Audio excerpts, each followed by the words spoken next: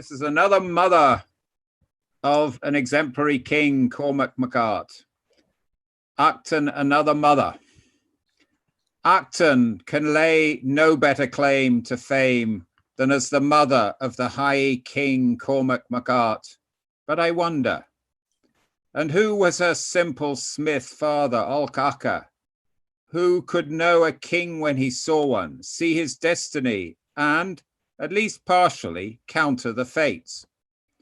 This came to pass when the king of Tara, Art MacEwen, stopped at Olcacha and Achtan's house in the forest on his way to the battle he was destined to die in.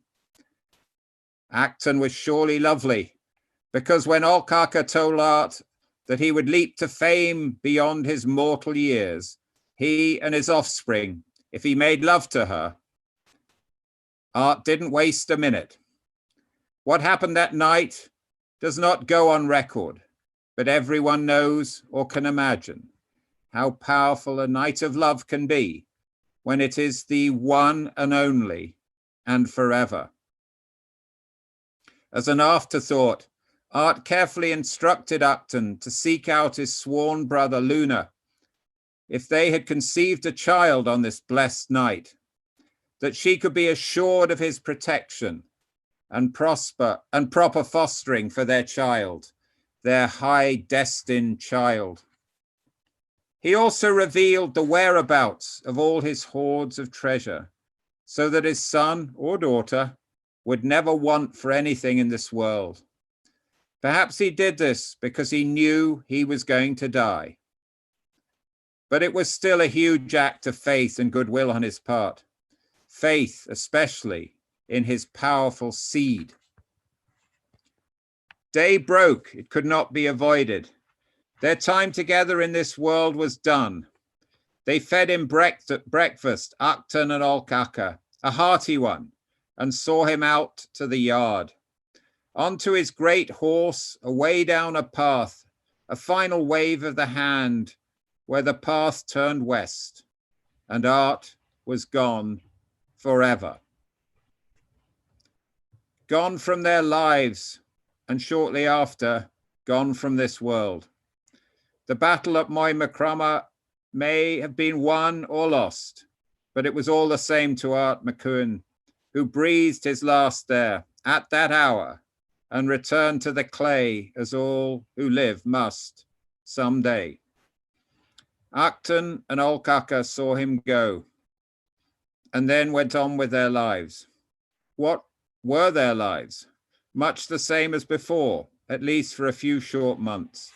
As Achtan walked the forest, brief days after their encounter, she noticed that certain herbs and flowers seemed to lean towards her as she passed. Indeed, she thought, it is so. A child will come. So she would prepare. What exactly? No need to stitch swaddling clothes and warm robes for the babe, as these would be in endless abundance at the castle of foster father Luna. Prepare herself rather, prepare her body and her mind, prepare her energy and her channels, prepare her heart for the opening of it, to shelter forever this tiny being. Olcacha too, as if this were no longer his daughter, but rather the mother of his grandchild, doted on her and fed her the best and the finest, relieved her of all tiresome duties, and put in her hands a small and lovely harp. As her belly grew, she walked more and more often in the forest, seeking the wise ones. She would occasionally encounter one who would stride along by her, then sit and watch the stream flow and the butterfly crawl from its sheath. It goes without saying that Achtan had an adequate knowledge of animal forms of speech and communication, and much of her preparation for giving birth was achieved in this fashion. When her time was nigh, she said goodbye to Olcacha and set off for Luna's home in the neighboring province. Perhaps Achtan was a bit careless or overly confident, Or perhaps she simply submitted to the subtle workings of destiny. In any case, she waited too long to transfer to her new home. Though, who can blame her? To leave her lovely woods forever, her wise father's house, to go language as a humble birth mother in a crowded city castle. Be it as it may, Achtan and her big belly made their way along paths across meadows. But as evening fell on the second day, as she bent over to take a drink from a stream, a crash of thunder came from the sky, grey of a sudden, and a pang shot up her back. The heavens released their deluge, and she came into her labor. And instead of delivering her son in the safety of old Akka's house or the castle of Luna, she panted and pushed him into the world in the very heart of a thunderstorm by a stream in a wood. Not an easy birth, certainly not the best of circumstances, but Cormac was born, and Achtan seemed to fall into a deep, exhausted sleep, or into a passing madness that drove her away from the infant's side. Or perhaps she just went to relieve herself. Perhaps she wandered. In any case, she returned to her birthing spot to find the babe gone. Or was this not the spot? Was it further down? The pouring rain confused her. These were other woods, not her own, and she was not herself. Or was the true story different?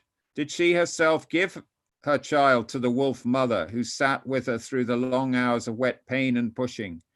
Did Achtan feel she would die and seek to give her son a chance to live in the care of a true queen of the forest?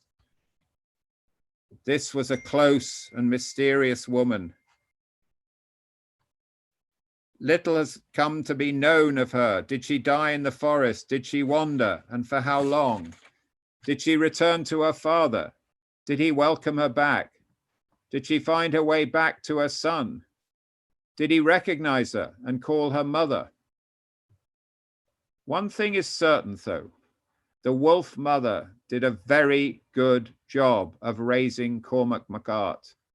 Some say the greatest High King of Tara, or in any case, one of the great. And a final musing question. Could Achtan have actually stayed in those woods with the wolf mother and done her part in raising the boy, taught him human speech and the ways of the world?